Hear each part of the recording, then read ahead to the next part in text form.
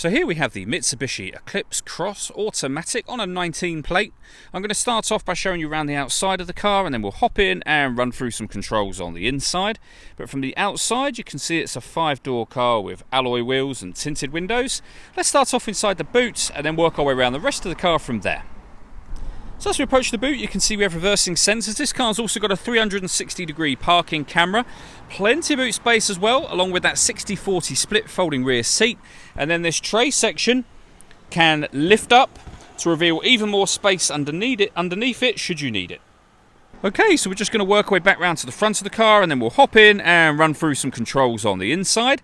But now that we've done a full circle of it, you can see it's in excellent condition the whole way round. Just briefly before we climb in, I think it's well worth seeing the interior from this exterior point of view. There's plenty to run through on the dashboard, so let's hop in and we'll do that right now. Okay, now that we're inside the car, we're going to start with the dials. On the left-hand side, we have the rev counter, and on the right-hand side, the speedometer. In the middle, you can see the total miles for the car, which is 17,831. The information displayed above that gives you the gears. First, also, you'll see we're in park at the moment. That's where the P is highlighting that.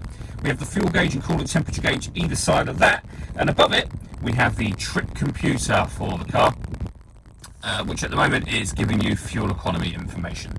If we back out to the steering wheel, on the left hand side we have phone controls and stereo controls, also camera controls, which we'll come to in a moment. And over on the right hand side we have cruise control with speed limiter. This car is also able to maintain its own distance between itself and the car in front, both speeding up and slowing it down accordingly, automatically. And there's a video that shows how that works, which you can find on our website and also on our YouTube channel. We have the minus pedal and the plus pedal. That is so that you can change gear manually with this automatic gearbox. If we lift the camera just up slightly, you'll see this car's also got a heads-up display. So we have the speedometer being displayed in front of us just there. Over into the centre, we have the touchscreen for the car. So we can go back to the home screen from here. And then from there, you can swipe through the various options, or you can do the same thing, but without touching the screen. And what I'm doing is using this pad, a bit like a mouse pad, for example, on a laptop. Every swipe will take you through a new option, and you can push it down to select things as well. So exactly like a trackpad on a laptop. But you'll see that this car has got DAB and FM radio. You can pair your phone. You've got Bluetooth audio, so you can stream your music wirelessly. We have USB input, iPod input, loads of different things, including AM radio there as well. And I mentioned this car had a 360-degree parking camera, and you can see that just there. So we have the bird's eye view image of the car park where it is now, and a reversing camera to the right-hand side of that. If we press the camera button, the one on the steering wheel, we then get a view of the front near side wheel, so the passenger side wheel, and then back round to the original view that we had. Working our way down, we have dual zone climate control, so you can adjust the passenger temperature, the driver temperature.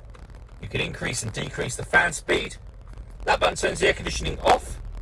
You can see it's off, the AC has disappeared from there, or back on again. Or if you wish to, just hit auto.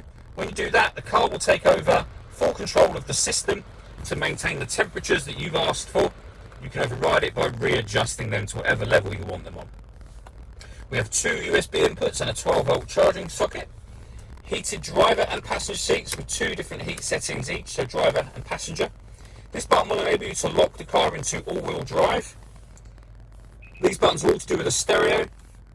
We then have the... And lastly, this car's got 2 sunroofs. Both sunblinds are closed at the moment, but they will open. Sunblinds will open electronically, as you can see.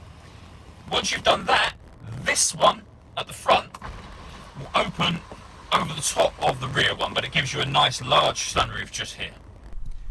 All that leaves me to say is thank you for taking the time to watch this video. If you'd like to come and see the car for yourself and have a test drive, please feel free to call any of our MJA sites. We'd love to hear from you soon.